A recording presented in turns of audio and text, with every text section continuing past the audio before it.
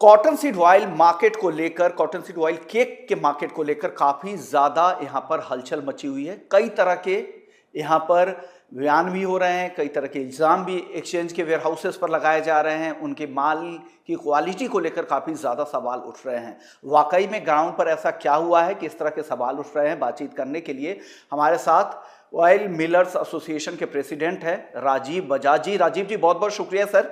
Sir, cotton seed oil cake को लेकर काफी ज्यादा यहाँ पर हो हल्ला मचा हुआ है, खास करके वेयर हाउसेस को लेकर कहा जा रहा है कि एक्सचेंज के मान्यता प्राप्त वेयर हाउसेस में भी लो स्टैंडर्ड के माल, जो क्वालिटी तय की गई थी उससे कमजोर क्वालिटी वाले माल भी यहाँ पर जमा किए जा रहे हैं।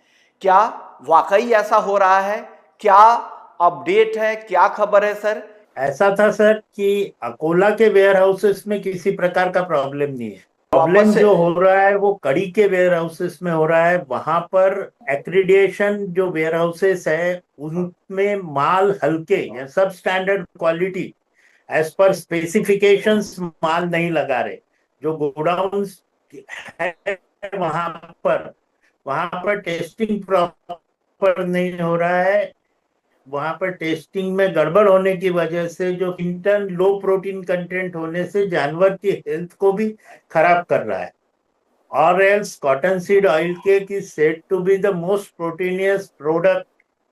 बहुत अच्छा मील है वो मिल्किंग एनिमल के, गाय भैंस वगैरह के लिए बहुत अच्छा प्रोटीनियस फूड है। जो कि वहां पर टेस्टिंग प्रॉपर नहीं होने की वजह से उसमें बहुत सबस्टैंडर्ड लगाया जा रहा है माल। उससे दिक्कत क्रिएट हो रही है क्योंकि बेसिकली महाराष्ट्र से कॉटन सीड जा रहा है और वो वहां पे प्रैक्टिकली तो वो सब स्टैंडर्ड माल लगा दे रहे हैं। सर, एक्सचेंज के ऊपर से क्या कहा जा रहा है इसको लेकर? क्योंकि एक्सचेंज का इकोसिस्टम कहा जाता है कि बहुत ज्यादा रोबस्ट है, तो उस रोबस्ट इकोसिस्टम होने के बावजूद भी इस तरह के इश्यूज क्यों आ रहे हैं सर? क्योंकि उन्हीं के डब्ल्यूएसपी के अगर कोई जो वेयर हाउसेस सर्विसेज प्रोवाइडर है उसको लेकर क्यों सवाल उठ रहे हैं सर? के लिए गोडाउन में माल रहने से उनको भाड़ा मिलता है कि वो अपने सेल्फ इंटरेस्ट की वजह से NABCL एक्रीडेटेड जो लेबोरेटरीज है उससे टेस्टिंग नहीं करा रही। वो अपने लोकल लेबोरेटरीज से टेस्ट करा ले रही। उसमें मिसगाइडिंग रिजल्ट्स आ जा रहे also. Okay, so down the line cotton seed oil के जो बिजनेस है उसमें भी डाउन द लाइन उसमें खराबी आएगी। उसमें people will be diverted from that trade and business. Okay, तो सर कौन से ऐसे लैब है जो इस तरह के फॉल्स रिपोर्ट बनाकर दे रही हैं और उसके बेसिस पर यहाँ पर माल गोदाम में जमा किया जा रहा है? प्राइवेट वाले लैब्स है ना, उसमें टेस्टिंग हो जा रहा है। सर, ये सवाल, मेरा एक सवाल ये भी था, क्या एक्सचेंज को आप लोगों ने लिखा है एक एसोसिएशन के तौर पर कि जिस तरह के इशू हो रहा है, अगर उनके वेयर हाउसेस में अगर ऐसे माल, अगर लो क्वालिटी के माल जमा हो रहे हैं तो आप हाँ लोगों हाँ, ने एक्सचेंज को लिखा है। उनका क्या जवाब है इस मुद्दे पे? उनका क्या जवाब है? वो कुछ नहीं, थातुर मातुर जवाब दे देते, गोलमाल बोल के उसको टाइम पास कर देते उन लोग। अब okay we will discuss it with someone else, we will get you back, बस ऐसे उसमें कर देते। हमको okay, seriously we are following up them from last 2 year. ये सेकंड थर्ड ईयर है कॉन्सिक्यूटिव ईयर जो कड़ी में सब स्टैंडर्ड माल डिपॉजिट हो रहा है। सर ये टोटल माल जो वेयर हाउसेस में रहते हैं उसमें से कितना परसेंट यहाँ पे सब स्टैंडर्ड माल होगा? 40%, 40 to 50%।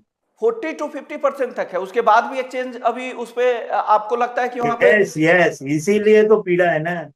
सर वो लैब के नाम बता सकते हैं जो इस तरह के सर्टिफिकेट दे रही हैं सब स्टैंडर्ड माल को भी? स्टैंडर्ड लैब्स नहीं है, लोकल लैब्स है XYZ बस। वो ऐसे नाम तो स्पेसिफिक है नहीं।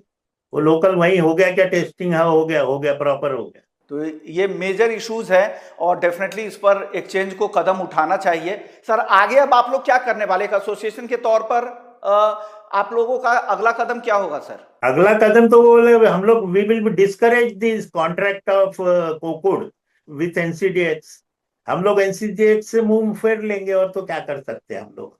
हम लोग उनको repeatedly repeatedly we are requesting them to do the correct things. If down the line they are not prepared to do it, what we will do it कि हम लोग उससे मुंह फेर लेंगे। और एक्सचेंज की तरफ से कुछ भी इस तरह के ठोस जवाब नहीं आ रहे हैं। और आप लोगों ने फिर पता कैसे लगाया कि इस तरह की स्थिति चल रही है वेयर हाउसेस में? ये इसका पता शुरुआत में कब लगा सर? ये सब इसका पता हम लोगों को बिजनेस के रेट्स पे से हो जाता। हमारे यहाँ 4,000 के रेट है और वो माल 3,300 में बिक रहा, 3,400 में बिक रहा है, कोई लेने को तैयार नहीं है वो 3,400 में भी, तो वो वहीं क्लैरिफाई हो जाता ना। डेफिनेटली यस काफी सर, गंभीर मामला डेफिनेटली है बहुत गंभीर मामला है। और उम्मीद करते हैं कि एक्सचेंज के साथ साथ यहाँ पर सेबी भी इस पर कुछ ठोस कदम उठाए और रेगुलेटर की तरफ से भी ठोस कदम उठाए जाने चाहिए। शुक्रिया करेंगे आपका राजीव जी, आपने वक्त निकाला और ये गंभीर मामले को आप लोगों ने उठाया और इस मामले को हम आगे भी उठाएंगे और इस मामले को एक्सचेंज और रेगुलेटर तक जरूर पहुंचाएंगे। बहुत बहुत शुक्रिया sir. Thank you very much, if I can be of any help. Okay, sure sir, thank you sir. ध्यान रखें अपना और आगे भी इस तरह की खबरों को देखने के लिए आप बने रहिए हमारे प्लेटफॉर्म बिजनेस 24 टीवी के साथ।